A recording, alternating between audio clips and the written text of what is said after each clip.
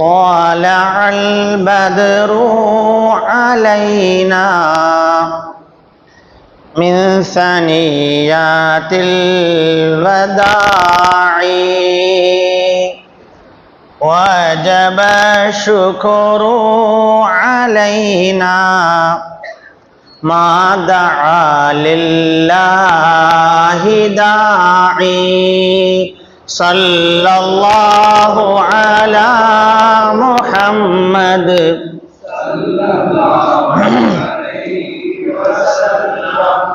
صلى الله على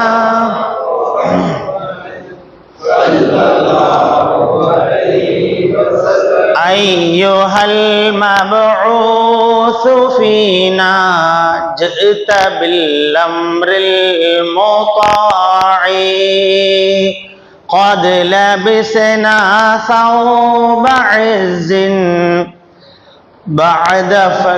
قد لبسنا ثوب عز بعد تلفيق الرقاع صلى الله عليه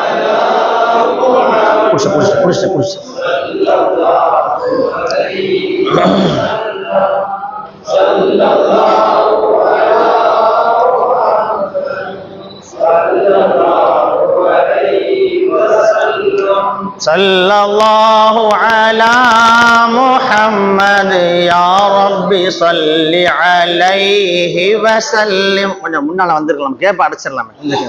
கொஞ்சம் குடிச்சா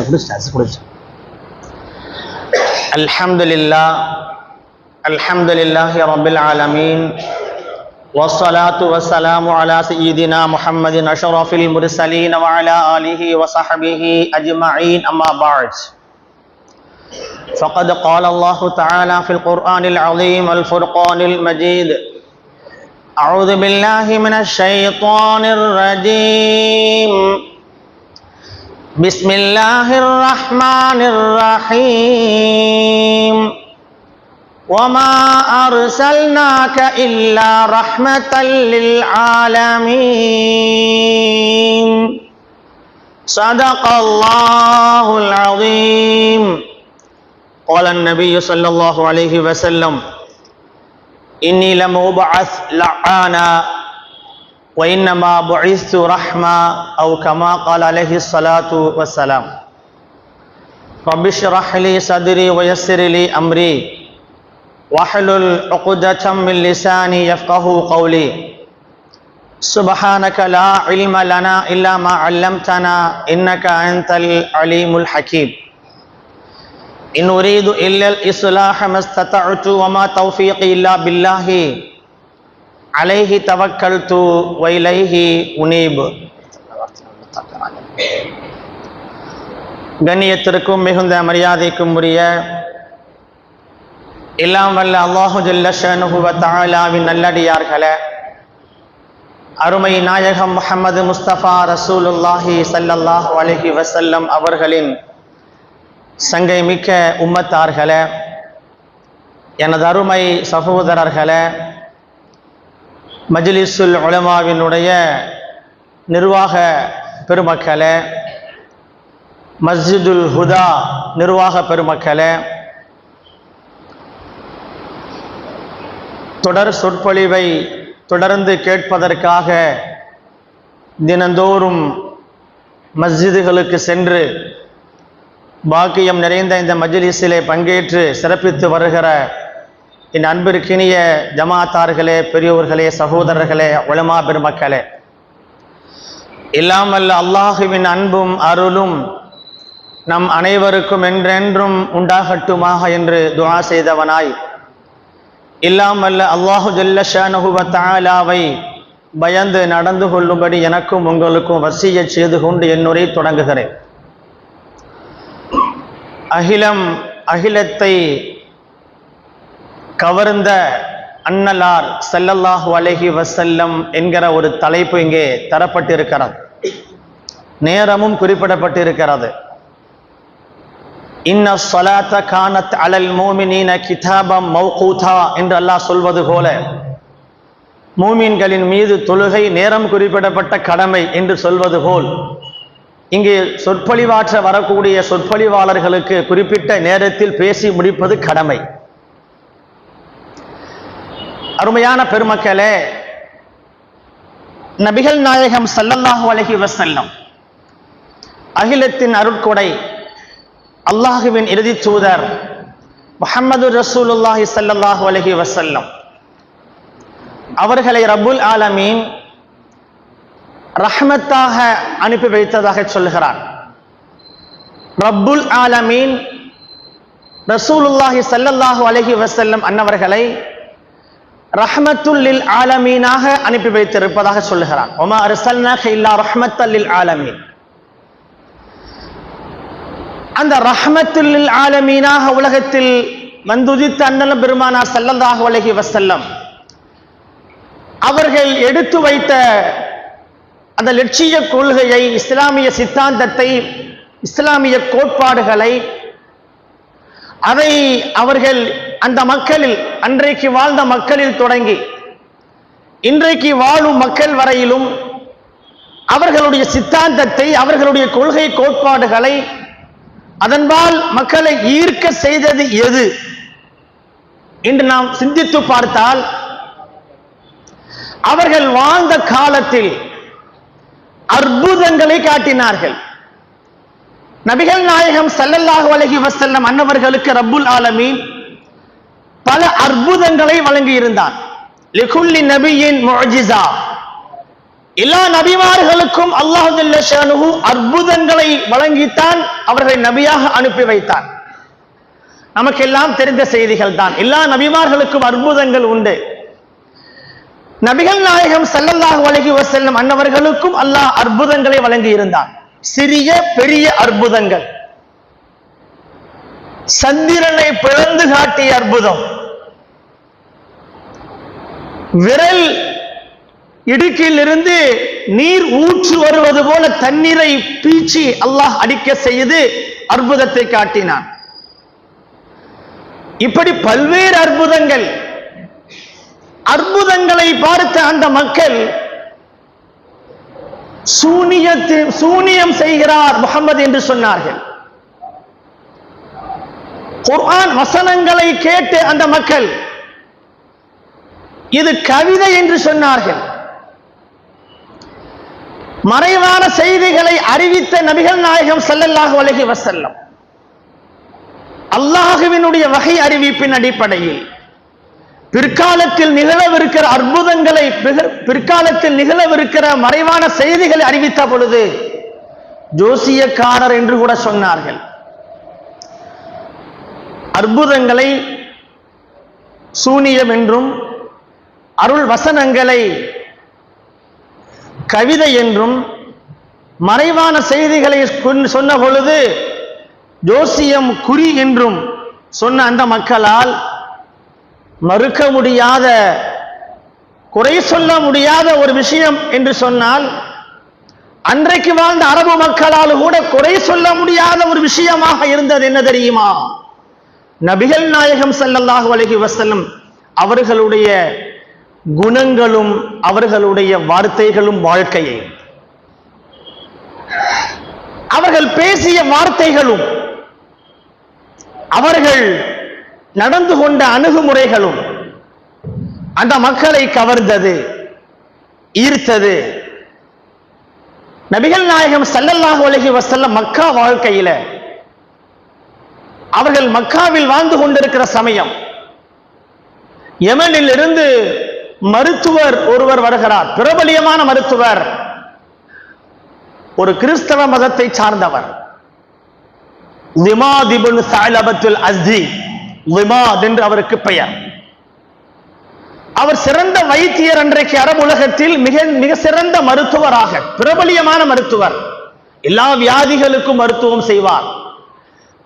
நாள்பட்ட வியாதிகள், குணமாக்க முடியாத விஷயங்களுக்கெல்லாம் அவர் மருத்துவர். மக்காவிற்கு வருகிறார், உம்ரா செய்வதற்காக வருகிறார். அப்போ குறைஷிகள் எல்லாம் அவரை சுத்திட்டாங்க. நல்ல ஒரு வைத்தியர் வந்துட்டாரு, நமக்குள்ள பிரச்சனையை தீர்ப்பதற்கு ஒரு வழி கிடைச்சிருச்சுன்னு சொல்லி அந்த லிபாதை சுற்றி நின்று கொண்டு சொன்னாங்களாம், இங்கே முஹம்மதுன்னு ஒருத்தர் இருக்கிறார், மஜ்னூன், அவருக்கு பைத்தியம் இருக்கிறது, நஊது பில்லாஹ். நீங்க ஒரு பெரிய சிறந்த வைத்தியராக இருக்கிறீங்க, நீங்க போய் அவருக்கு அவருடைய பைத்தியத்தை குணமாக்க வேண்டும் என்று சொன்னார்கள். எல்லோரும் சேர்ந்து, ஒரு சமுதாயமே சேர்ந்து ஒரு கோரிக்கை வைக்குது. அந்த லிபாத் சரி என்று ஒப்புக்கொண்டார். பெருமானார் ஸல்லல்லாஹு அலைஹி வஸல்லம் அவர்கள் அருகிலே போய் மிக கண்ணியமாக சொன்னார், இன்னி உதாவீக மின் ஹாதர் ரீஹ் லஅல்ல அல்லாஹ் யன்ஃபஉக. சொன்னாரு, முஹம்மதே, நான் உங்களுக்கு உங்களுக்கு பைத்தியம், ஜின்னு, அன்றைய காலத்துல ஜின்னு பிடித்ததுன்னு சொல்லுவாங்க, நம்ம காலத்துல பேய் பிடிச்சிருக்குன்னு சொல்ற மாதிரி, இந்த ஜின்னில் இருந்து உங்களுக்கு ஏற்பட்டிருக்கிற அந்த பைத்திய கோளாறில் இருந்து நான் உங்களுக்கு மருத்துவம் செய்கிறேன், அல்லாஹ் உங்களுக்கு குணத்தை தரலாம் என்று அவர் சொன்னார். நபிகள் நாயகம் ஸல்லல்லாஹு அலைஹி வஸல்லம், யோசித்து பாருங்கள், ஒரு ஆளு நம்மள்ட்ட வந்து, நம்ம நல்ல ஆளு, நார்மல் மனிதன், நம்மள்ட்ட வந்து ஒருத்தர் பைத்தியம் உங்களுக்கு இருக்குது, நான் உங்களுக்கு மருத்துவம் பார்க்கிறேன் நம்மள்ட்ட சொல்லிட்டு அவர் திருப்பி போயிட முடியுமா? ஒழுங்காண்டு விட்டுருமா அவரை? சொன்னார். நபிகள் நாயகம் ஸல்லல்லாஹு அலைஹி வஸல்லம் அவர் வார்த்தையை கேட்டுட்டு வேற எந்த பதிலும் சொல்லல. வரலாற்றில் இப்னுல் அசீர் செய்தியை பதிவு செய்வாங்க. அவர் பேசி முடிச்ச உடனே அவர் கேட்ட கேள்விக்கு எந்த பதிலும் சொல்லல. ரசூலுல்லாஹி ஸல்லல்லாஹு அலைஹி வஸல்லம் அவரை பார்த்து, அல்ஹம்துலில்லாஹ் நஹ்மதுஹு வ நஸ்தஈனுஹு வ நஸ்தக்ஃபிருஹு வ நுமினு பிஹி வ நதவக்கலு அலைஹி வ நஷ்ஹது அன் லா இலாஹா இல்லல்லாஹு வஹ்தஹு லா ஷரீக லஹு வ நஷ்ஹது அன்ன முஹம்மதன் அப்துஹு வ ரசூலுஹு அம்மா பஅத். அவ்வளவுதான். இந்த வார்த்தையோடு நிறுத்தினார்கள். இந்த வார்த்தை நம்ம கேள்விப்பட்ட வார்த்தை தானே? எங்க கேள்விப்பட்டிருக்கோம்? எல்லா பயான்லையும் கேள்விப்பட்டிருக்கோம். புதுசான விஷயம் ஒண்ணும் இல்லை. எந்த பயான் தொடக்கமும் இதுதான், ஹுத்துபாவும் தொடக்கமும் இதுதான். அம்மா பஅத் நிப்பாட்டு நாங்க நபிகள் நாயகம் ஸல்லல்லாஹு அலைஹி வஸல்லம். உடனே அவர் சொன்னார்,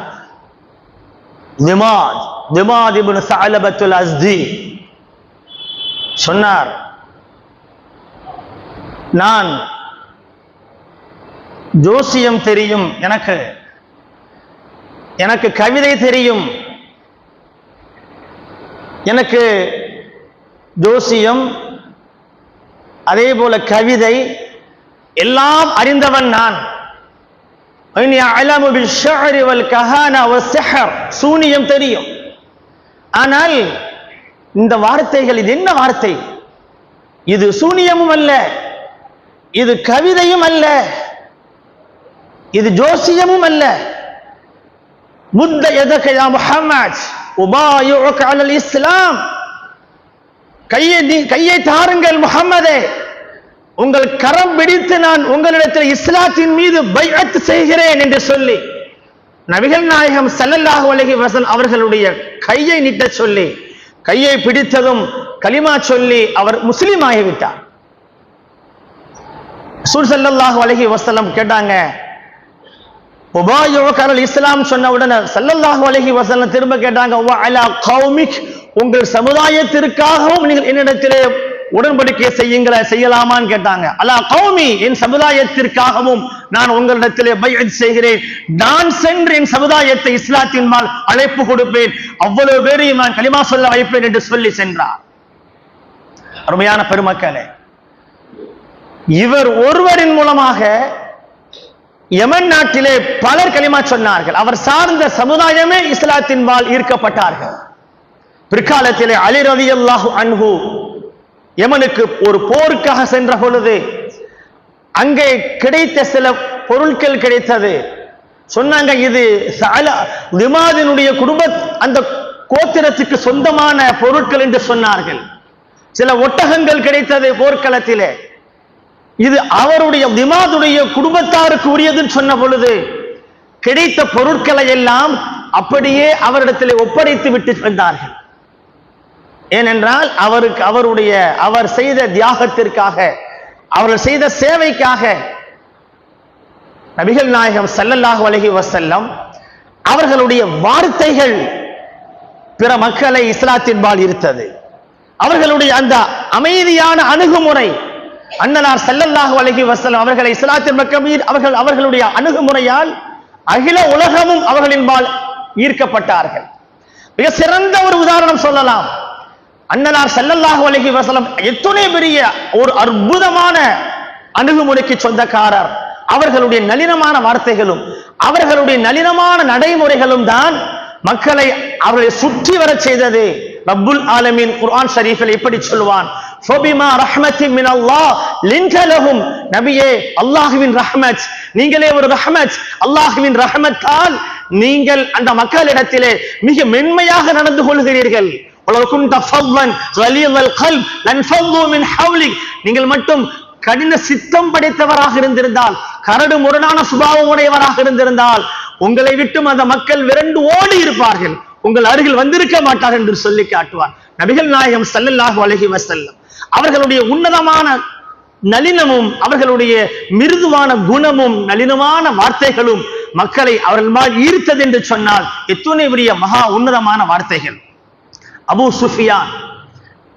சுஃபியான் ஃபத்ஹ் மக்கா ஹிஜ்ரி 8ஆம் வருடம் ரமலானிலே நடந்தது. நமக்கெல்லாம் தெரிந்த வரலாறு தான். ஃபத்ஹ் மக்காவிலே பெருமானார் ஸல்லல்லாஹு அலைஹி வஸல்லம் மக்காவிற்குள்ளே நுழைகிறார்கள். தலையை தாழ்த்தியவர்களாக, பணிந்தவர்களாக, அடக்கத்தோடு அங்கே உயர்ந்த பதவி கிடைக்கிற பொழுது, உயர்ந்த அந்தஸ்து கிடைக்கிற பொழுது அடக்கமும் பணிவும் தேவை என்பதை நபிகள் நாயகம் ஸல்லல்லாஹு அலைஹி வஸல்லம் உணர்த்தும் முகமாக மக்காவிற்குள் நுழைகிறார்கள். சண்டை செய்வதற்கு ஆள் இல்லை, தடுத்து நிறுத்துவதற்கு ஆள் இல்லை. பத்ரிலே சந்தித்தவர்கள், உஹதிலே நம்மை தாக்கி காயப்படுத்தியவர்கள், ஹந்தக்கிலே நம்மை அச்சுறுத்தியவர்கள், ஹைபரிலே நம்மோடு சண்டை செய்வதற்கு வந்தவர்கள், ஹுனைன் போர்க்களத்திலே மிகப்பெரிய படையோடு வந்தவர்கள், இப்படி பல போரை சந்தித்த அந்த மக்கள் தான். ஆனால் ஃபத்ஹ் மக்காவிற்கு முன்னால் நடந்த போர்களிலே சந்தித்த பத்ர், உஹத், ஹந்தக், ஹைபர், இந்த 4 போர்க்களம் மிக முக்கியமான போர்க்களங்கள். இதில் சந்தித்த அந்த மக்கா வாசிகள் ஃபத்ஹ் மக்காவிலே நபிகள் நாயகம் ஸல்லல்லாஹு அலைஹி வஸல்லம் அவர்களை எதிர்த்து நிற்பதற்கு சக்தி இல்லாதவர்களாய் பணிந்து அடங்கி ஒடுங்கி விலகி கொண்டார்கள். வீடுகளிலே சென்று ஒதுங்கி கொண்டார்கள், ஒளிந்து கொண்டார்கள். பெருமானார் ஸல்லல்லாஹு அலைஹி வஸல்லம் அவர்கள் கடைபிடித்த சில யுக்திகள். 10,000 சஹாபாக்களோடு ஃபத்ஹ் மக்காவுக்கு புறப்பட்டாங்க. நமக்கெல்லாம் சரித்திரம் தெரியும். சொன்னாங்க, மக்காவிற்குள் நுழைவதற்கு முன்னால் எல்லா சஹாபிகளிடத்திலும் ஒரு தீ பந்தத்தை ஏந்துங்கள் என்று சொன்னார்கள். கையிலே ஒவ்வொருத்தரும் ஒரு தீ பந்தத்தை ஏத்தி கொண்டு புறப்பட்டாங்க. அதெல்லாம் ஒரு எதிரிகளை அச்சுறுத்தக்கூடிய ஒரு விஷயம். போரினுடைய தந்திரங்களும் போரினுடைய யுக்திகளும். 10,000 பேரும் கையில தீ வச்சிருந்த அந்த காட்சி எப்படி இருக்கும் சொல்லுங்க. இந்த CIA போராட்டத்துல மொபைல் போனை டார்ச் லைட் ஆன் பண்ணி என்ன சொன்னோம், கோஷம் போட்டாங்க. இந்த ஷாஹின்பாக் போராட்டங்கள் எல்லாம் நமக்கு தெரியும். அந்த போராட்டத்துல கோஷம் விடுகிற பொழுது அந்த போராட்டத்தை வழிநடத்தக்கூடியவங்க சொல்லுவாங்க, அவங்களுடைய டார்ச் மொபைல் டார்ச் ஆன் பண்ணுங்கன்னு சொல்லுவாங்க. அதை ஆன் பண்ணிட்டு சொல்லுவாங்க, கை உயர்த்தி சொல்லும் பொழுது அந்த காட்சி ஒரு பயங்கரமான காட்சியாக, ஒரு விதமான ஒரு திகைப்பை ஏற்படுத்தக்கூடியதாக இருக்கும். இங்கே 10,000 சஹாபாக்களோடு கையில் தீபந்தத்தோடு பெருமானார் ஸல்லல்லாஹு அலைஹி வஸல்லம் மக்காவிற்குள்ளே நுழைகிற பொழுது எதிரிகளால் தாக்குப்பிடிக்க முடியாது, முன் நிற்க முடியாது. அவர்கள் அச்சம் ஏற்பட்டு ஒளிந்து கொண்டார்கள். உள்ளே நுழைந்த உடனே பெருமானார் ஸல்லல்லாஹு அலைஹி வஸல்லம் பிரகடனம் செய்தாங்க. ஒரு சில சமயத்துல சில நாடுகள்ல பிரச்சனைகள் வருகிற பொழுது ஆம்னஸ்டின்னு சொல்லுவாங்க, பொது மன்னிப்புன்னு சொல்லுவாங்க. அதுபோல பெருமானார் ஸல்லல்லாஹு அலைஹி வஸல்லம் மன் தஹலல் கஅபத ஃபஹுவ ஆமின், கஅபாவிற்குள் கஅபாவினுடைய ஹரமிற்குள் நுழைந்தவர்கள் அவர்கள் உயிர் உடமைக்கு பாதுகாப்பு, அவர்கள் அச்சமற்றவர்கள், அவர்களுக்கு யாரும் எந்த தீங்கும் செய்யக்கூடாது, கஅபாவிற்குள் நுழைந்தவர்களுக்கு அவர்களுக்கு அபயம் என்று பிரகடனப்படுத்தினார்கள். அடுத்து சொன்னாங்க மன் தஹல தார அபி சுஃபியான், அபூ சுஃபியானுடைய வீட்டிற்குள் நுழைந்தவர்களுக்கும் அபயம், அவர்களை யாரும் சீண்ட மாட்டார்கள், அவர்களை யாரும் தாக்க மாட்டார்கள் என்று பிரகடனம் செய்தார்கள். இந்த பிரகடனம் செய்து முடித்ததும் தான் அபூ சுஃபியான் ஓடோடி வந்தான். நபிகள் நாயகம் ஸல்லல்லாஹு அலைஹி வஸல்லம் அவர்களுடைய கரம் பிடித்து கலிமா சொன்னார். கலிமா சொல்லிட்டாங்க அபூ சுஃபியான். யார் அந்த அபூ சுஃபியான்? அருமையான பெருமக்களே, வரலாறு தெரியும் நமக்கெல்லாம். பத்ரை நடத்தியவர்கள் அபூ சுஃபியான் தான். பத்ருக்கு காரணமே அபூ சுஃபியான். உஹதுக்கு காரணம், உஹதை வழி நடத்தி உஹதை நடத்தியவர்கள் அபூ சுஃபியான். திரும்பவும் பத்ர் சுக்ரா, இன்னும் ஒரு பத்ருக்கு தயார் என்று முன்ன வாக்குறுதி கொடுத்து சென்றவர் அபூ சுஃபியான். ஹந்தக்கிலே ஹந்தக் போர்க்களத்திற்கு தலைமையேற்றவர்கள் அபூ சுஃபியான். இப்படி அபூ சுஃபியானினுடைய தலைமையில் தான் பல யுத்தங்களை நபிகள் நாயகம் ஸல்லல்லாஹு அலைஹி வஸல்லம் நடத்தி முடிச்சாங்க. எதிரணியில நின்று அவர் நடத்த, அவருக்கு எதிராக நபிகள் நாயகம் ஸல்லல்லாஹு அலைஹி வஸல்லம் படை நடத்தி அதை வென்றார்கள். இப்பொழுது அபூ சுஃபியான் ஃபத்ஹ மக்காவிலே நபிகள் நாயகம் ஸல்லல்லாஹு அலைஹி வஸல்லமுக்கு முன்னால் வந்து நிற்கிறார். கலிமா சொல்லிவிட்டு நிற்கிறார். என்ன பேசணும் அவங்கள்ட்ட சொல்லுங்களா? என்ன பேசுறது அபூ சுஃபியான்ட? என்ன பேசலாம்? என்ன வார்த்தை சொல்லலாம்? காலமெல்லாம் நமக்கு எதிராக நின்றவர், பல உயிர்கள், உஹதிலே 70 சஹாபாக்களை ஷஹீதாக நாம் கொடுத்த சமுதாயம். இப்பொழுது அபூ சுஃபியான் முன்னால் நிற்கிறார். நபிகள் நாயகம் ஸல்லல்லாஹு அலைஹி வஸல்லம் என்ன தெரியுமா சொன்னாங்க? வரலாற்றிலே அது பதிவாக இருக்கிறது. எத்தனை பெரிய வார்த்தை சொன்னாங்க தெரியுமா? சொன்னாங்க, வைஹக யா அபா சுஃபியான், வைஹக யா அபா சுஃபியான், அலம் யஇனி லக அன் தஅலம அல்லா இலாஹ இல்லல்லாஹ் சொன்னார். கலிமா சொல்ல வந்திருக்கிறார். கலிமா சொல்லி கொண்டிருக்கிறார். சொல்றான் அபூ சுஃபியானை பார்த்து நபிகள் நாயகம் சொன்ன வார்த்தை என்ன தெரியுமா? நம்ம ஊர் பாஷையில சொல்ற அந்த செல்லமா சொல்லுவோம்ல, வைஹக், வைஹக்கன்னு அரபியில அது நாசமாக போன்னு சொல்லி சும்மா சொல்லுவாங்க, கேலி மாதிரி சொல்ற வார்த்தை. அது உரிமையோடு பேசக்கூடிய இடத்துல அந்த வார்த்தையை பயன்படுத்துவாங்க. வானா நிறைவேண்ட சொல்றோம்ல, வானா நிறைவே, ஏன்டா அப்படி பண்ண அப்படி சொல்லும். வைஹக்க அபா சுஃபியான், லா இலாஹ இல்லல்லாஹ், வணக்கத்திற்குரிய இறைவன் அல்லாஹ்வே என்று வேறு இல்லை என்று இந்த அடிப்படையை விளங்குவதற்கு அபூ சுஃபியானே, இன்னும் உங்களுக்கு நேரம் வரவில்லையா? இந்த ஒரு வார்த்தை தான் கேட்டான். இப்பதான் நேரம் வந்துச்சா? லா இலாஹ இல்லல்லாஹ் விளங்குறதுக்கு இப்பதான் நேரம் வந்துச்சா? என்ன அபூ சுஃபியான், இப்பதான் டைம் கிடைச்சதா அவங்களுக்கு அப்படின்னு கேட்டான். அபூ சுஃபியான் சொல்ற வார்த்தையை பாருங்க. யா ரசூல் அல்லாஹ், மா அஹ்லமக் வமா அக்ரமக் வமா அவ்ஸலக். அல்லாஹ்வின் தூதரே, என்ன சகிப்புத்தன்மை, இப்படி சகிப்புத்தன்மை, என்னை பார்த்து இந்த வார்த்தையை சொல்றீங்களே, நீங்க என்ன சகிப்புத்தன்மை உடையவராக இருக்கிறீங்க? உங்களுடைய சகிப்புத்தன்மை என்ன சகிப்புத்தன்மை? உங்களுடைய கண்ணியமான நடைமுறை எவ்வளவு உயர்ந்ததாக இருக்கிறது. உறவு, சொந்த பந்த உறவும் இருக்கிறது அபூ சுஃபியானோடு. உறவுகளை சேர்ந்து வாழ்வதில் என்ன நீங்க பேணிக்கையாக இருக்கிறீங்க என்று சொல்லி அபூ சுஃபியான் அப்படியே மனசு அப்படியே நெகிழ்ந்து போனார். தபுரானிலே ஹதீஸ் பதிவாக இருக்கிறார்.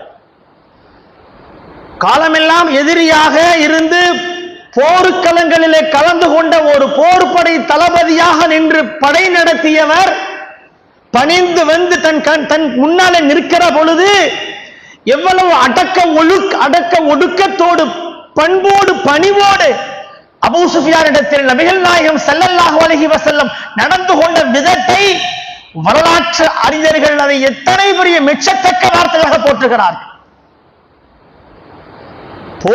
போர்க்களத்திலே ஜெயித்தவர்கள் தோற்று போன படையினர்களை, தோற்று போன நாட்டு மக்களை, நாட்டுக்காரர்களை, படை வீரர்களை செய்யக்கூடிய சித்திரவதையும் அவஸ்தைகளும் எத்துணை எத்துணை எத்துணை. உலகத்திலே ஜெனீவா ஒப்பந்தம் என்று மனித உரிமை கழகம் என்று ஒன்று வந்தது.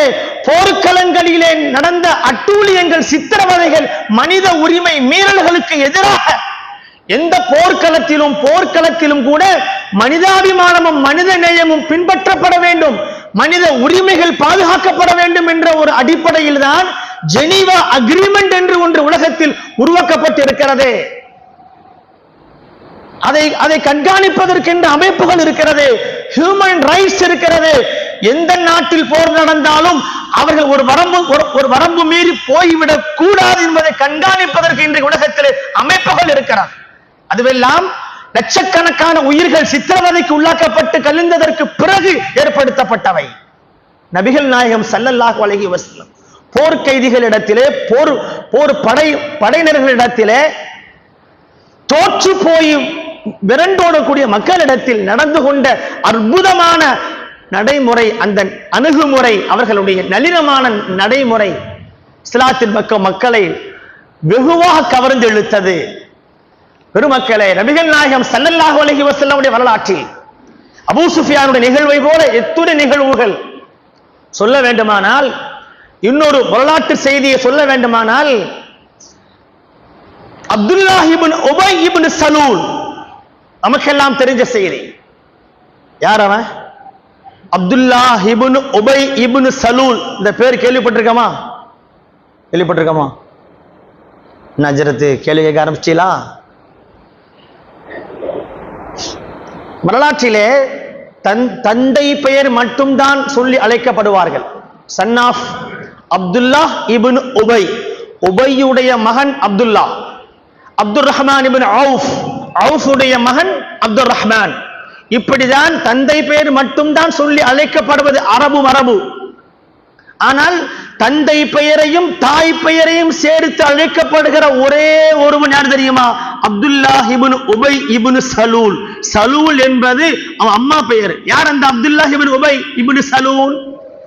ரயீசுல் முனாஃபிகீன், நயவஞ்சகர்களினுடைய கூட்டத்தின் தலைவன், நயவஞ்சக கூட்டத்தினுடைய தலைவனாக இருந்தவன். அப்துல்லாஹ் இப்னு உபையினுடைய துரோகத்தனத்திற்கு எல்லையே இல்லை. எல்லா வகையிலும் நம் உயிருக்கு உயிரான, உயிரினும் மேலான நபிகள் நாயகம் ஸல்லல்லாஹு அலைஹி வஸல்லம் அவர்களுக்கு தொந்தரவு கொடுத்து கொண்டிருப்பது, அவர்களை கொச்சைப்படுத்துவதும் கேவலப்படுத்துவதும் இழிவுபடுத்துவதும், மனதால் அவர்களுக்கு வதை செய்வதும் அவனுடைய லட்சியமாக எடுத்துக்கொண்டவன் அப்துல்லாஹ் இப்னு உபை இப்னு சலூல். வெளிப்படையில் தன்னை முஸ்லிம் என்று காட்டிக் கொண்டவன். அதான் அப்படி பேராபத்து. விரோதியா இருந்தா நம்ம எச்சரிக்கையா இருப்போம், இவன் துரோகி கூடவே இருப்பான். உஹது போர்க்களத்திற்கு படையோடு வந்தவன் அப்துல்லாஹ் இப்னு உபை இல்லையா?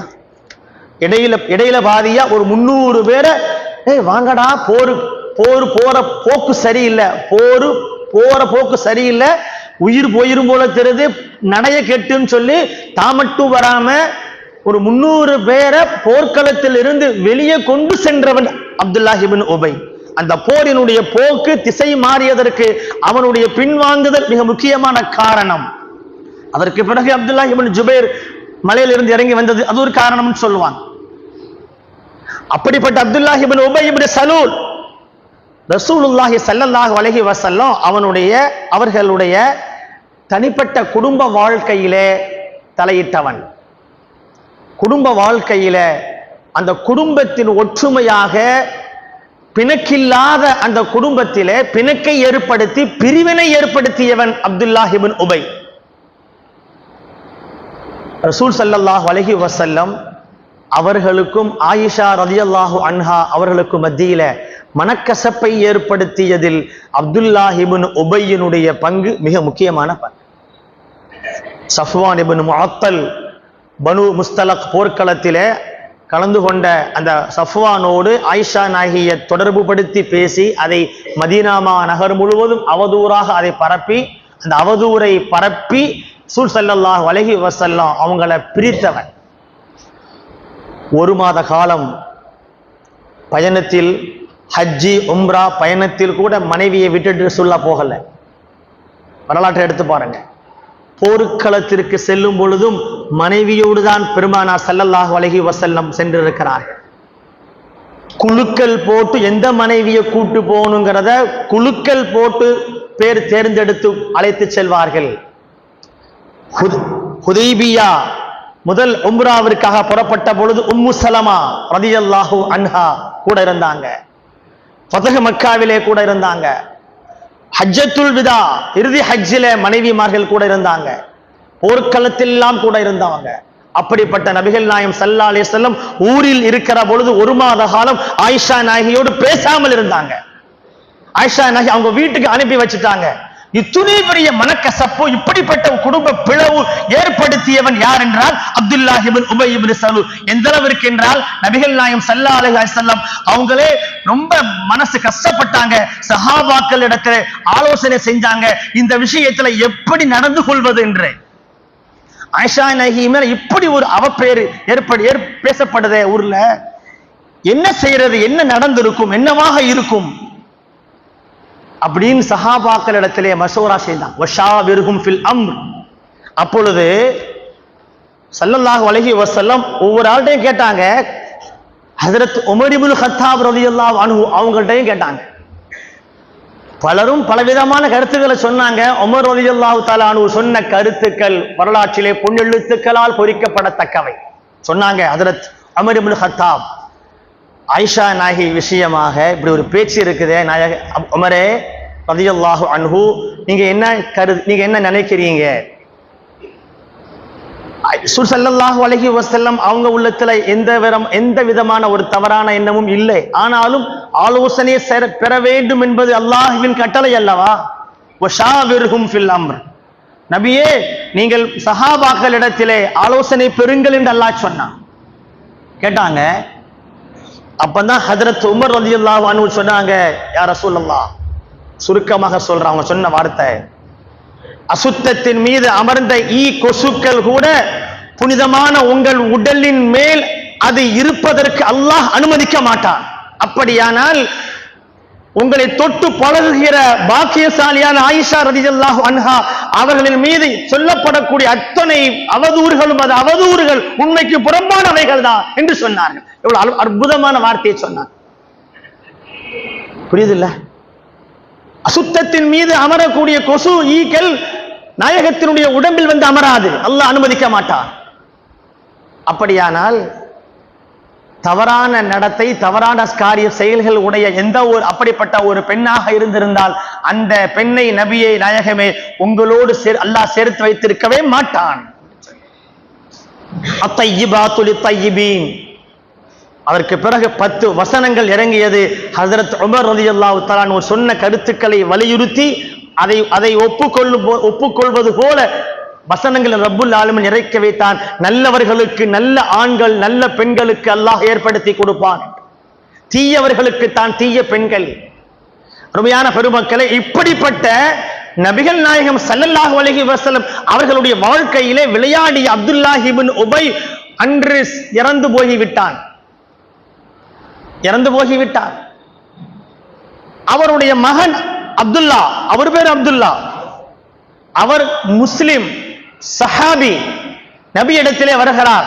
என் தந்தை இறந்து போகிவிட்டார், நீங்கள் தொழுகை நடத்த வேண்டும் நாயகமே, ஜனாசா தொழுகை நீங்கள் தான் தொழ வைக்க வேண்டும்.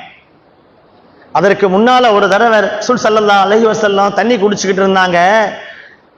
அப்துல்லா கேட்டாரா, நாயகமே தண்ணி கொஞ்சம் மிச்சம் வச்சுட்டாங்க. அபுகி ஃபضلت மாயிக், தண்ணி கொஞ்சம் மிச்சம் வச்சுட்டாங்க. ஃபஸ்தி அபி லஅல்லாஹ் யطهر قلبه, என் தந்தைக்கு நான் கொண்டு கொடுக்கிறேன். அவன் கல்பு நோய், அவன் இருதயத்தில் நிறைய நோய் இருக்குது. நீங்க குடிச்ச உங்க வாய்ப்பட்ட எச்சி தண்ணி அவன் உள்ளத்துல போயாவது அவன் கல்பு அல்லாஹ் சுத்தப்படுத்தட்டும், தண்ணி கொஞ்சம் மிச்சம் வச்சு தாங்கன்னு கேட்டான். வாங்கி கொண்டு போய் கொடுக்க போனான். அந்த அப்துல்லாஹ் இப்னு உபை கேட்டானா, இது என்ன தண்ணின்னு கேட்டானா. இது முஹம்மது ஸல்லல்லாஹு அலைஹி வஸல்லம் வாய்ப்பட்ட தண்ணி, நீ குடி திருந்து அப்படின்னு சொன்னான் மகன். அவன் கேட்டானா, அல்லா தயத்தீனி பி பௌலி உம்மிக், உன் தாயினுடைய சிறுநீரை கொண்டு வந்தா கூட நான் குடிச்சிருப்பேன், தூக்கிட்டு போ சொன்ன. இத்துணை பெரிய நாயகத்தின் மீது வெறி கொண்டவன் இறந்து போய்விட்டான். மகன் வந்து சொல்லுகிறார், நாயகமே நீங்கள் தான் தொழுகை நடத்த வேண்டும். ரசூல் ஸல்லல்லாஹு அலைஹி வஸல்லம் தொழுகைக்காக எழுந்திருக்கிறார்கள். ஹஜ்ரத் உமர் ரலியல்லாஹு அன்ஹு போன்றவங்க தடுக்கிறாங்க. உச்சபட்சமாக ஹஜ்ரத் உமர் ரலியல்லாஹு அன்ஹு துண்டை பிடிச்சி இழுத்தாங்க. நாயகமே தொலை வைக்க போக கூடாது. யாருக்கு தொலை வைக்க போறீங்க? முனாஃபிகின்களுடைய தலைவன் அப்துல்லாஹ் இப்னு உபைக்கு தொலை வைக்க போறீங்க, போக கூடாது. ஸல்லல்லாஹு அலைஹி வஸல்லம் ஹஜ்ரத் உமர் ரலியல்லாஹு அன்ஹுடைய கையை எடுத்து விட்டுட்டு தொலை போனாங்க. தொழுகை நடத்தினார்கள், தொலை வைச்சாங்க, ஜனாசா தொழுகை நடத்தினாங்க. கபரு குழியிலே கொண்டு உடம்பு வைக்கப்பட்டது, ஜனாசா வைக்கப்பட்டது. திரும்ப ஓடி வந்தார் அப்துல்லாஹ் இப்னு உபை. யா ரசூலல்லாஹ், உங்கள் உடம்பிலே போட்டு இருக்கிற சட்டையை கலத்தி தாருங்கள், என் தந்தைக்கு அந்த சட்டையை நான் கஃபனா போடணும், அல்லாஹ் அவனுக்கு வேதனை லேசாக்கணும். ரசூல் ஸல்லல்லாஹு அலைஹி வஸல்லம் திரும்ப போனாங்க, சட்டையை கலத்தி கொடுத்தாங்க. பெருமக்களே, அது அவர் கேட்டார், உள்ள உடம்போடு ஒட்டி இருக்க சட்டையை கலந்து தாங்கன்னு கேட்டார். பனியன் போல போட்டிருப்பீங்களே அந்த சட்டையை தான் தரணும், என் தந்தைக்கு அதை கஃபன் ஆடையாக உடுத்தணும்னு சொன்னார். கபரு குழிக்குள்ளே வைக்கப்பட்ட ஜனாசாவை திரும்ப வெளியே எடுக்கப்பட்டது. ரசூல் ஸல்லல்லாஹு அலைஹி வஸல்லம் அந்த கொஞ்ச நேரம் அந்த ஜனாசாவை தங்களுடைய மடியில வச்சிருந்தாங்க. சட்டையை போட்டு உள்ள அடக்க திரும்ப புதைக்கப்பட்டது. அப்துல்லாஹ் இப்னு உபை இப்னு சலூலுடைய ஜனாசா ரசூலுல்லாஹி ஸல்லல்லாஹு அலைஹி வஸல்லம் அவர்களுடைய உள் சட்டையை போடப்பட்டு கஃபனாக அணிவிக்கப்பட்டு அடக்கம் செய்யப்பட்டது. சஹாபாக்களுக்கு எல்லாம் ஒரு விதமான இங்கயா இங்க 50 தானே. ஸல்லல்லாஹு அலைஹி வஸல்லம் அவர்களுக்கு அவர்களுடைய இந்த நடவடிக்கைகள் சஹாபாக்களை வெகுவாக பாதித்தது. மிக வேதனைப்பட்டாங்க. ஏன் இப்படியெல்லாம் அவனுக்கு செய்ய வேண்டுமா?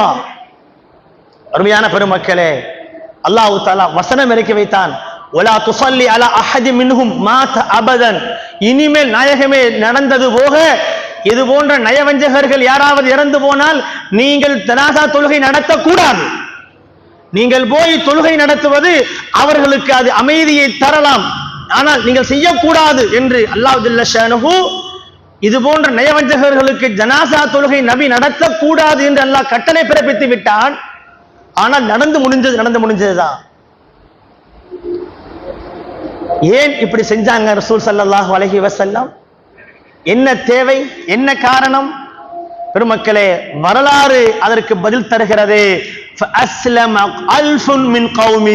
அபு அப்துல்லாஹ் இப்னு உபையினுடைய கூட்டத்தார்களில் அவன் சார்ந்த மக்களில் 1000 பேர் கலிமா சொன்னாங்க. இந்த ஒரு நிகழ்வுனால், இந்த ஒரு நிகழ்விற்கு பிறகு அப்துல்லாஹ் இப்னு உபையினுடைய வகைராக்களில் நயவஞ்சகர்களாக இருந்தது போக கலிமா சொல்லாதிருந்த மக்களிலே 1000 பேர் கலிமா சொன்னாங்கன்னு சொல்லி சரித்திரத்திலே பதிவாக இருக்கிறது.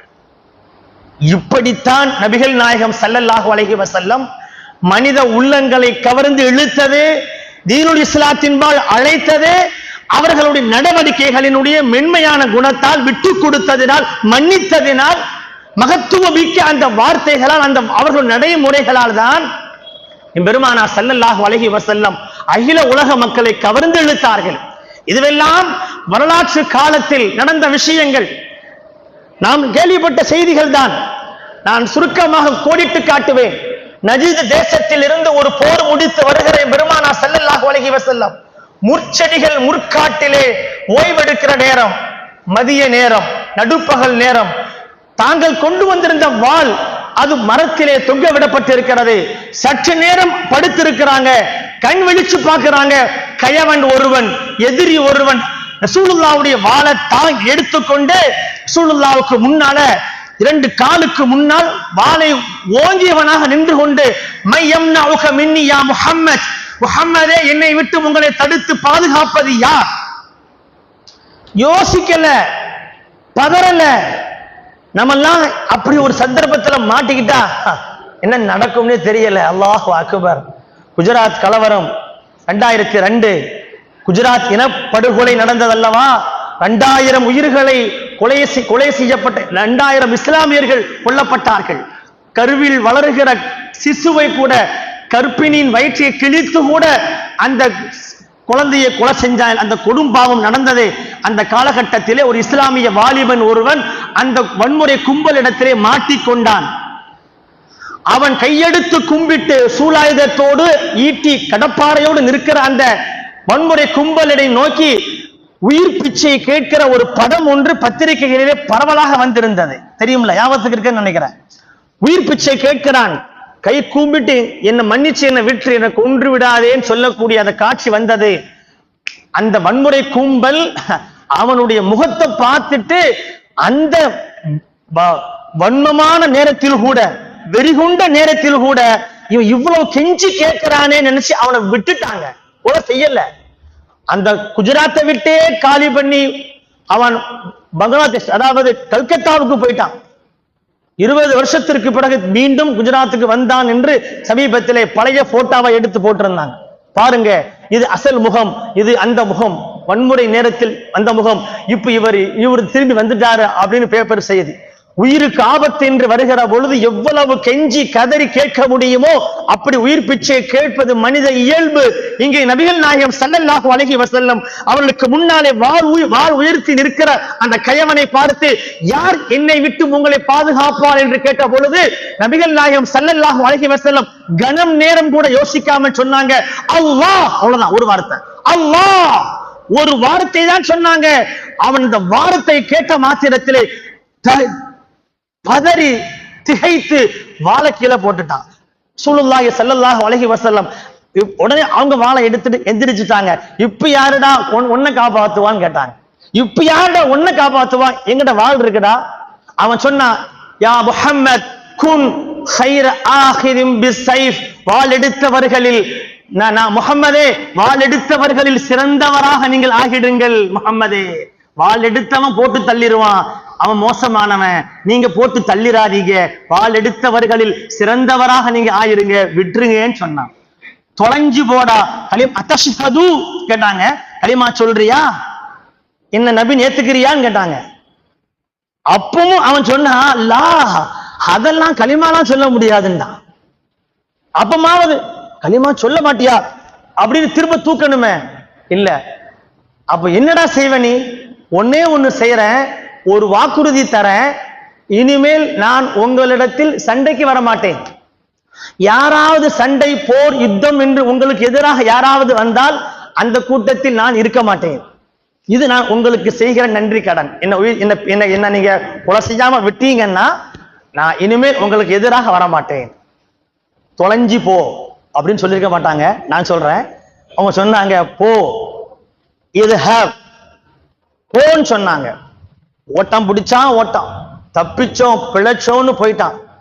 போனவன் பதறி பதறி தெவுங்கி அந்த ஊர் மக்கள்கிட்ட, அவன் வாழுற ஊர் மக்கள்கிட்ட போய் சொல்றான், ஜித்துக்கும் மின் ஐந்தி ஹைரின் நாஸ், என் வாழ்க்கையிலே உலகத்துல இப்படி ஒரு மனிதரை பார்த்ததில்லை, ஒரு சிறந்த மனிதரிடத்திலிருந்து நான் வருகிறேன், உலகத்திலேயே மிக சிறந்த மனிதர்ப்பா அவரு அப்படின்னு அங்க போய் மௌலுது ஓதுறான். ரசூலுல்லாஹ்வுடைய மௌலுது, சுப்ஹான மௌலுது அங்க போய் ஓதுறான். ஓதுன மௌலுத கேட்டுட்டு அந்த மக்கள்லாம், அது அப்படிப்பட்ட ஆள் யாருப்பா, அவரை பார்க்கணுமேன்னு சொல்லி அங்கிருந்து ஒரு பெரிய கூட்டம் முஹம்மது ரசூலுல்லாஹை சந்திக்க வந்து இஸ்லாத்தை பற்றி தெரிந்து அவ்வளவு பேர் கலிமா சொல்லிட்டான். ஒருத்தன் தான் கலிமா சொல்லல, அவனுடைய பேச்சுக்களை கேட்டு ஒரு பெரிய கூட்டம், அஸ்லம கௌமுன், ஒரு கூட்டமே கலிமா சொன்னதாக வரலாற்றிலே பதிவாக இருக்கிறது. பெருமக்களே, எங்கே நபிகள் நாயகம் ஸல்லல்லாஹு அலைஹி வஸல்லம் விட்டு கொடுத்தார்களோ, மன்னித்தார்களோ, பணிந்தார்களோ, அங்குதான் அவர்கள் உலக மக்களால் கவரப்பட்டார்கள்.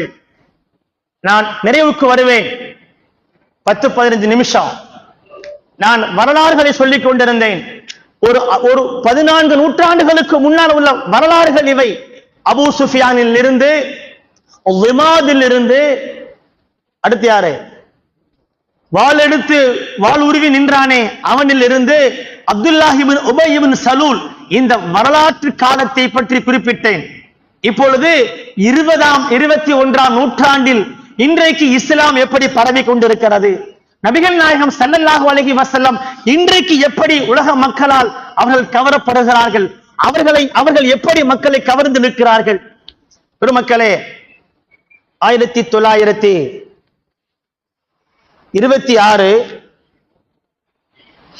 போலந்து நாட்டிலே ஒரு யூத மத குரு லியோ பால்ட் வைஸ், அவர் பேரு லியோ பால்ட் வைஸ், படிச்சவங்களுக்கு தெரிஞ்சிருக்கலாம். லியோ பால்ட் வைஸ் 13 வயசில் இருந்து தல்மூத் என்று சொல்லப்படுகிற யூத வேதத்தை படித்து கரைத்து குடித்து வேத அவர் 1926 அவர் முஸ்லீமாக மாறினார். இது அதல்ல பிரச்சனை. எத்தனையோ களிமா சொல்றாங்க. அவர் முஸ்லீம் ஆனாரு.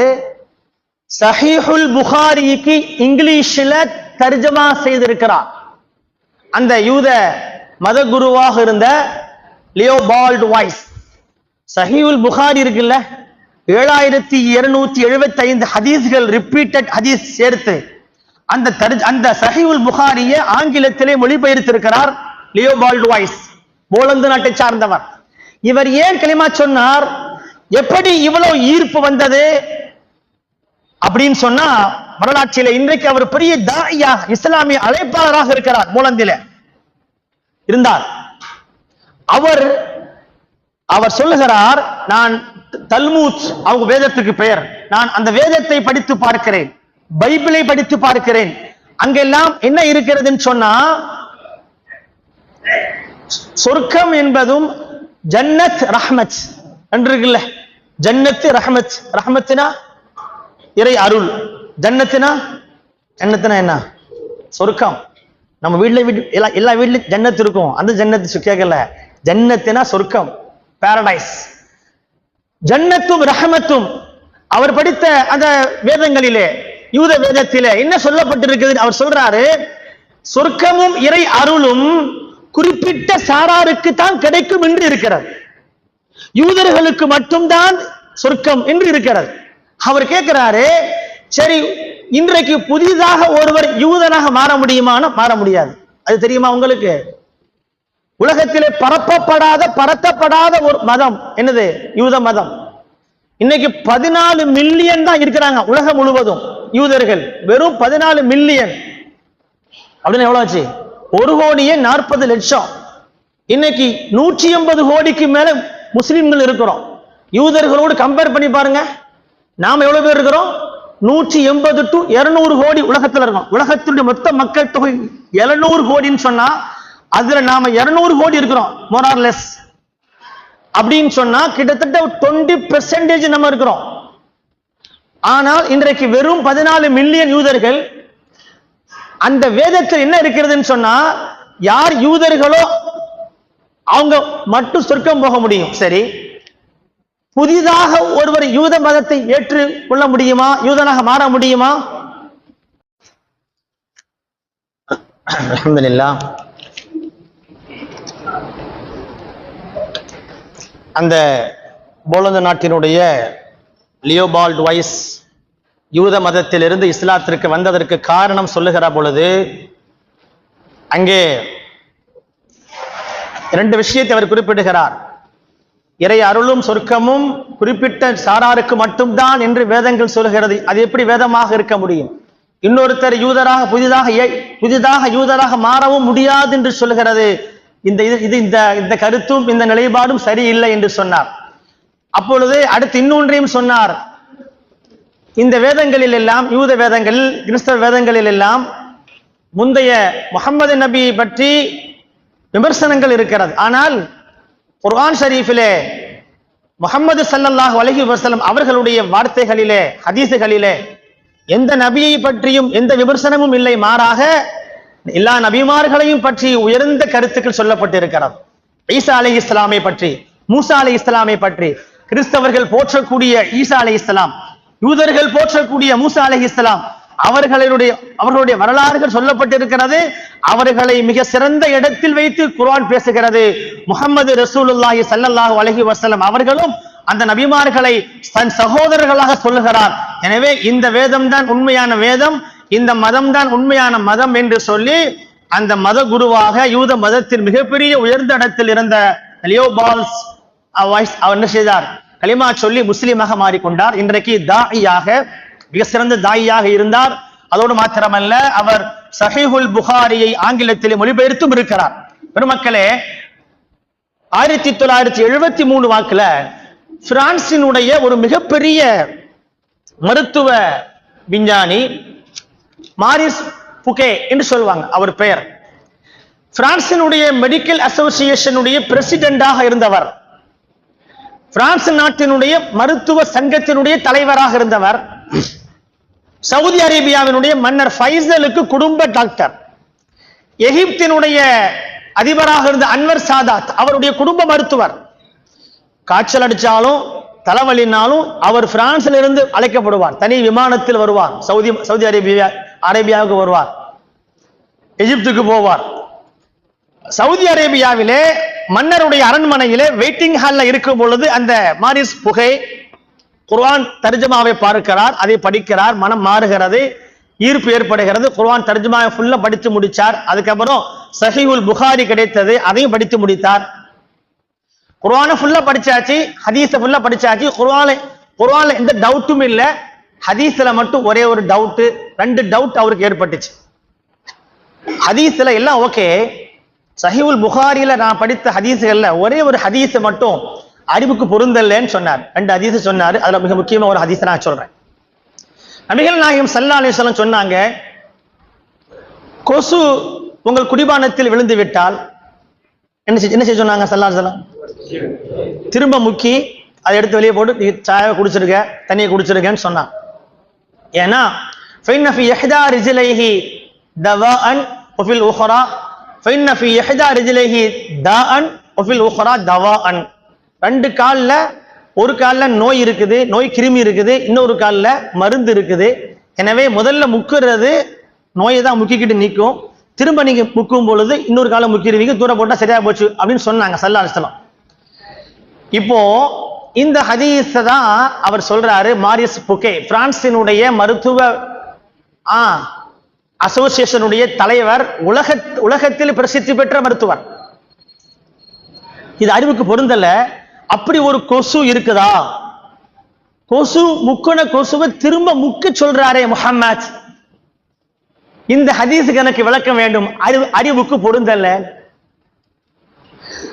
ஹைதராபாத்திலே அவருக்கு தெரிந்த ஒரு முஸ்லிம் நண்பர் மருத்துவர் இருந்தார், ஹாமிதுல்லா. அவரிடத்துல இந்த விஷயத்தை சொல்றார், நான் குர்ஆனை படிச்சிட்டேன், நோ ப்ராப்ளம், டவுட் இல்ல, ஹதீஸை படிச்சேன், புகாரி படிச்சேன், அதுல இந்த டவுட் இருக்குதுன்னு சொன்னார். ஹாமிதுல்லா அவருக்கு விளக்கம் கொடுத்தார். எதுக்கு சொல்றேன்னா, முஸ்லிம் டாக்டர்களாக இருந்தாலும் மார்க்க சம்பந்தப்பட்ட கொஞ்சம் ஒரு அடிப்படையாவது தெரிஞ்சிருந்தா தான் நல்லது. ஏன்னா அவங்க பல சமய மக்களோடு பழக வேண்டிய ஒரு சூழ்நிலையில இந்த மாதிரி யாராவது ஒண்ணு கேட்டாங்கன்னா நமக்கு ஒண்ணுமே தெரியாட்டா, என்னென்ன முஸ்லீமா இருக்கிற, பாயா இருக்கிற, உனக்கே ஒண்ணும் தெரியலையான்ட்டு நம்மளை கொச்சைப்படுத்தி விடுவார். பொது தளத்திலே பணி செய்யக்கூடிய சகோதரர்கள் கொஞ்சம் மார்க்க விஷயத்தை கொஞ்சம் படிக்கணும், வாசிக்கணும், தெரிஞ்சுக்கணும். ஹாமிதுல்லா அவருக்கு விளக்கம் சொன்னாரு, திருப்தி ஆயிடுச்சு, கலிமா சொன்னார். அப்படி ஒரு கொசு ஒரு 14 நூற்றாண்டுகளுக்கு முன்னால் இருந்திருக்கலாம். நபிகள் நாயகம் ஸல்லல்லாஹு அலைஹி வஸல்லம் வாழ்ந்த காலத்தில் அப்படி ஒரு ஈ இருந்திருக்கலாம். நாம் வாழும் காலத்தில் நமக்கு தெரியாமல் எங்காவது இருக்கலாம். இப்படி பல்வேறு பதில்களை சொன்னார். அந்த பதில்களிலே அவர் சாட்டிஸ்ஃபைட், திருப்திப்பட்டார், கலிமா சொன்னார். அதுக்கப்புறம் அவர் குர்ஆனை முழுமையாக ஆய்வு செய்தார், பைபிளையும் ஆய்வு செய்தார். ஒரு புத்தகம் எழுதியிருக்கிறார், the Bible, the Quran and science. விஞ்ஞான ஒளியில் குர்ஆனும் பைபிளும் என்று தமிழிலே கூட அந்த புத்தகம் மொழிபெயர்க்கப்பட்டிருக்கிறது. பெருமக்களே, ஏகே ரிஃபாயி சாஹிப், மறைந்த ஏகே ரிஃபாயி சாஹிப் தான் தமிழ்ல அதை எழுதியிருக்கிறாங்க, மொழிபெயர்த்தாங்க. விஞ்ஞான ஒளியில் குர்ஆனும் பைபிளும், அதனுடைய மூல நூல் ஆங்கிலத்திலே the Bible, the Quran and science. இன்றைக்கும் நெட்டில் இருக்குது. மாரிஸ் புகைனி அடிச்சு பார்த்தீங்கன்னா இந்த புத்தகத்தின் பெயர் வரும்.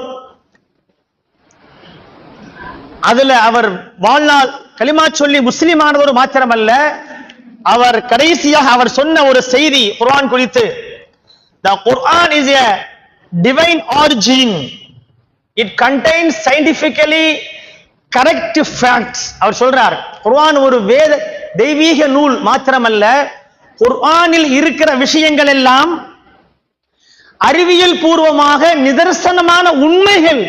அப்படின்னு சொல்றார். சொல்றவர் சும்மா சாதாரண ஆள் கிடையாது, சும்மா நம்மள மாதிரி ஆள் கிடையாது. மருத்துவத்துல பெரிய விஞ்ஞானி, உலக அளவுல போற்றப்பட்ட பிரான்சினுடைய மருத்துவ கழகத்தின் தலைவராக இருந்தவர். அருமையான பெருமக்கள், நமக்கு அதனால பெருமை இல்லை. என்ன சொல்ல வருகிறோம் என்று சொன்னால், இன்றைக்கு உலக அளவிலே இஸ்லாத்தினுடைய கருத்துக்கள் அது சயின்டிபிக் விஞ்ஞான பூர்வமாக அது நிரூபிக்கப்படுவதை வைத்து இன்றைக்கு இஸ்லாமும் நபிகள் நாயகம் ஸல்லல்லாஹு அலைஹி வஸல்லம் அவர்களும் இன்றைக்கு கவரப்பட்டு கொண்டிருக்கிறார்கள் இல்லையா? நிறைவாக பெருமக்களே, 2012 செப்டம்பர் உலகத்தை உலுக்கிய ஒரு சம்பவம் நடந்துச்சு. இன்னோசென்ஸ் ஆஃப் முஸ்லிம்ஸ் அப்படின்னு ஒரு படம் எடுத்தார். நெதர்லாந்தை சார்ந்த ஒருவன் இன்னோசென்ஸ் ஆஃப் முஸ்லிம், ஞாபகத்துக்கு இருக்கு இல்லையா? இன்னோசென்ஸ் ஆஃப் முஸ்லிம் படம் எடுத்தார். நபிகள் நாயகம் ஸல்லல்லாஹு அலைஹி வஸல்லம் கொச்சைப்படுத்தி படம் எடுத்தார். உலகமே உலுங்கி, உலகமே அதற்காக போராட்டம் நடத்தியது. சுமார் அந்த வகைக்காக வேண்டி 75 பேர் கொல்லப்பட்டாங்க கலவரத்துல. அந்த படத்தை எடுத்தவன் ஆன்டி இஸ்லாம் ஃப்ரீடம் பார்ட்டி என்று, இஸ்லாத்திற்கு எதிரான கட்சி என்று நெதர்லாந்திலே கட்சி நடத்தக்கூடிய அந்த கட்சியின் எம்சியாக, அந்த கட்சியிலே அரச பதவியில் எம்பியாக இருந்தவர் தான் நெதர்லாந்தை சார்ந்த அர்னால்ட் வேன் டோன். அவர் பேர்லாம் அப்படிதான் இருக்கும், அர்னால்ட் வேன் டோன். அந்த அர்னால்டு வச்சுக்கோங்க, அந்த அர்னால்டு தான் இன்னோசென்ஸ் ஆஃப் முஸ்லிம் படம் எடுத்தவன் என்று சொல்லப்படுகிறார். அந்த அர்னால்ட் கலிமா சொன்னார். அவர் கலிமா சொன்னதுக்கு காரணம் என்னன்னு பார்க்கணும். கலிமா சொல்றதெல்லாம் பெரிய நமக்கு ஒரு பெரிய பெருமையோ சிறப்பு அல்ல. யார் யார் கலிமா சொன்னாங்களோ அவங்களுக்கு தான் சொர்க்கம், அவ்வளவுதான். இஸ்லாத்துக்கு உயர்வு, இஸ்லாத்துக்கு அதனால பெருமை என்பதெல்லாம் கிடையாது. அதனால் கலிமா சொன்னார். கலிமா சொன்னதுக்கு காரணத்தை அவர் சொன்னார். இந்த படம், இந்த இன்னோசென்ஸ் ஆஃப் முஸ்லிம் என்ற இந்த படம் இஸ்லாத்திற்கு எதிரானது, நபிகள் நாயகம் ஸல்லல்லாஹு அலைஹி வஸல்லம் அவர்களுக்கு எதிரானது. அவர்களை கொச்சைப்படுத்தக்கூடிய இந்த படம் வெளியான உடனே உலகத்தில் இருக்கிற அனைத்து இஸ்லாமிய நாடுகளும் கொதித்தெழுந்தது. முஸ்லிம்கள் வீதியில் வந்து போராடினாங்க. அந்த போராட்டங்கள், அதற்காக உயிர் கொடுத்தாங்க. அந்த போராட்டங்கள் என்னை சிந்திக்க வைத்தது. ஒரு 14 நூற்றாண்டுகளுக்கு முன்னால் வாழ்ந்து மறைந்து 1400 ஆண்டாகி போச்சு. என்றோ வாழ்ந்த ஒருவருக்காக இந்த மக்கள் இவ்வளவு உயிரை கொடுக்கிறாங்களே. என்றோ வாழ்ந்து மறைந்து விட்ட அந்த மனிதருக்காக இன்றைக்கு உயிரை கொடுப்பதற்கு தயாராக சமுதாயம் இன்றைக்கு இருக்கிறதா? நபியின் மீது இவ்வளவு, அந்த நபியின் மீது இவ்வளவு மஹப்பத், இவ்வளவு நேசமா? அந்த நேசமும் உலக முஸ்லிம்கள் நபியின் மீது வைத்திருக்கிற அந்த நேசமும் ஒற்றுமையாக ஐக்கியமாக நின்று அதற்கு முன்னால் எந்த விஷயத்திலும் ஒன்று சேராத இஸ்லாமியர்கள் அந்த விஷயத்தில் அவ்வளவு பேர் ஒன்று சேர்ந்துட்டான. தமிழ்நாட்டில் எல்லோரும் சேர்ந்து போராடிய போராட்டங்கள் உண்டு, சில போராட்டங்கள் உண்டு. விஸ்வரூபம் படத்திற்கு எதிரான போராட்டம், இன்னோசென்ஸ் ஆஃப் முஸ்லிம் அந்த படத்திற்கு எதிரான போராட்டம், சிஐஏ போராட்டம், எல்லா இயக்கங்கள், எல்லா ஜமாத்துகள் எல்லாம் சேர்ந்து நடத்தியது. இதுதான் அவர் சொல்லுகிறார், அர்னால்ட் சொல்லுகிறார், உலக முஸ்லிம்கள் எல்லோரும் ஐக்கியமாக செய்கிற போராட்டங்களும் அந்த நபியின் மீதுள்ள அந்த அன்பு நேசமும் என்னை அந்த நபியின் வரலாற்றை படிக்க செய்தது என்று சொல்லி அவர் படித்து பார்த்தார். நபியின் வரலாற்றை படித்தார், கலிமா சொன்னார். சமீபத்தில் அவர் ஹஜ்ஜி உம்ரா செய்வதற்காக வந்தார். வந்து அவர் சொன்னார், நான் உம்ரா செய்வதற்காக மக்காவிற்கு செல்வதற்கு முன்னால் நான் மதீனாவிற்கு செல்வேன். முதலிலே சில பேர் ஹஜ்ஜிக்கு போகும்போது, உம்ராக்கு போகும்போது ஃபர்ஸ்ட் மதீனாவுக்கு போவாங்க, திரும்ப மக்காவுக்கு வருவாங்க, அங்கிருந்து இங்க வருவாங்க. அப்படி சொன்னார், மதீனாவுக்கு தான் நான் முதல்ல போவேன். ஏன்னா முஹம்மது நபி ஸல்லல்லாஹு அலைஹி வஸல்லம் அவர்களை பற்றி நான் கொச்சையாக நான் படம் எடுத்து அதுக்கு நான் உறுதுணையாக இருந்ததனால் நான் அவர்களுடைய சன்னிதானத்தில் சென்று நபியின் அடக்கஸ்தலத்தில் நின்று ரவுலாவில் நின்று நான் மன்னிப்பு கேட்பேன் என்று சொல்லி ரவுலாவிற்கு வருகிறார். கதறி கதறி அழுது நபியின் ரவுலா ஷரீஃபில் நின்று அவர் அழுதார் என்று வரலாறு சொல்கிறது. அவர் அருமையான பெருமக்களே, கடைசியிலே அவர் அங்கிருந்து அங்க உள்ள ஷேகுமார சந்திச்சார். அங்க உள்ள ஹரமைனினுடைய இமாமை சந்திச்சு துவா வாங்கி திரும்ப மக்காவிற்கு வந்து அப்துல் ரஹ்மான் சுதைஸ் அவரை சந்திச்சு அப்துல் ரஹ்மான் சுதைஸ் அவர்கள் குர்ஆனை பரிசாக கொடுத்தார் என்றெல்லாம் நாம் செய்தி படித்தோம். அருமையான பெருமக்களே, ஆக நபிகள் நாயகம் ஸல்லல்லாஹு அலைஹி வஸல்லம் அவர்களை எதிர்த்தவர்கள், அவர்களை கொச்சைப்படுத்தியவர்கள், அவர்களை எல்லாம் கூட சரணடைய செய்தது நபிகள் நாயகம் ஸல்லல்லாஹு அலைஹி வஸல்லம் அவர்களுடைய வார்த்தைகளும் அவர்களுடைய வாழ்க்கையும் அணுகுமுறையும் தான். இன்றைக்கும் சரி என்றைக்கும் சரி நபிகள் நாயகம் ஸல்லல்லாஹு அலைஹி வஸல்லம் அவர்கள் வாழ்ந்த காலத்தில் அற்புதங்களை பார்த்து, அவர்களுடைய வேத வசனங்களை கேட்டு, அவர்களுடைய குணங்களை சிந்தித்து, குணாதிசயங்களை பார்த்து கலிமா சொன்னவர்கள் அவர்கள் வஃபாத்திற்கு பிறகு கியாமத்து வரையிலும் அவர்களுடைய வாழ்க்கை வரலாறுகளும் அவர்களுடைய போதனைகளின்பால் ஈர்க்கப்படுகிறார்கள். அப்படிப்பட்ட ஒரு ஈர்ப்பு தன்மையை ரப்புல் ஆலமீன் ரஹ்மத்துல் ஆலமீனாக ரசூலுல்லாஹி ஸல்லல்லாஹு அலைஹி வஸல்லம் அவர்களுக்கு வழங்கி இருக்கிறான். அப்படிப்பட்ட ஒப்பற்ற நாயகத்தின் மீது நாம் மஹப்பத் இன்னும் அதிகம் வைப்போம். அந்த மஹப்பத்து தான் இன்றைக்கு உலகத்தில் மிகப்பெரிய தாவாவாக இருக்கிறது என்பதை அர்னால்டினுடைய சம்பவம் நமக்கு நினைவுபடுத்துகிறது. உலக முஸ்லிம்களின் நபியின் மீது வைத்திருக்கிற நேசம் பல சமய மக்களை இஸ்லாத்தின்பால் இருக்கிறது என்று சொன்னால், அப்படிப்பட்ட முஹப்பத்து நபி நம்முடைய உள்ளங்களில் நிரப்பமாக ஆக்குவதற்கு நாம் எல்லாம் அல்லாஹ்விடத்தில் துஆ செய்வோம். எல்லாம் அல்ல அல்லாஹு ஜல்ல ஷானஹு வாழும் காலமெல்லாம் அந்த நபிகள் நாயகம் ஸல்லல்லாஹு அலைஹி வஸல்லம் அவர்கள் காட்டிய வழியில் அவர்களுடைய போதனைகளை ஏற்று அல்லாஹ் ரசூலினுடைய திருப்திக்காக வாழ்ந்து நாளை மறுமை நாளிலே ஜன்னத்துல் ஃபிர்தௌஸ் என்னும் உயர்ந்த சொர்க்கலோகத்தில் நபிமார்கள், சித்தியீன்கள், ஷுஹதாக்கள், சாலிஹீன்களோடு இல்லாமல் அல்லாஹ் ஜல்ல ஷானுஹு நம்மையும் நம் சந்ததிகளையும் நம் குடும்பத்தாரையும் அல்லாஹ் சங்கமிக்க செய்தருள்வானாக. வாஹிரு தஅவானா அனில் ஹம்துலில்லாஹி ரப்பில் ஆலமீன். வஸ்ஸலாமு அலைக்கும் வரஹ்மத்துல்லாஹ்.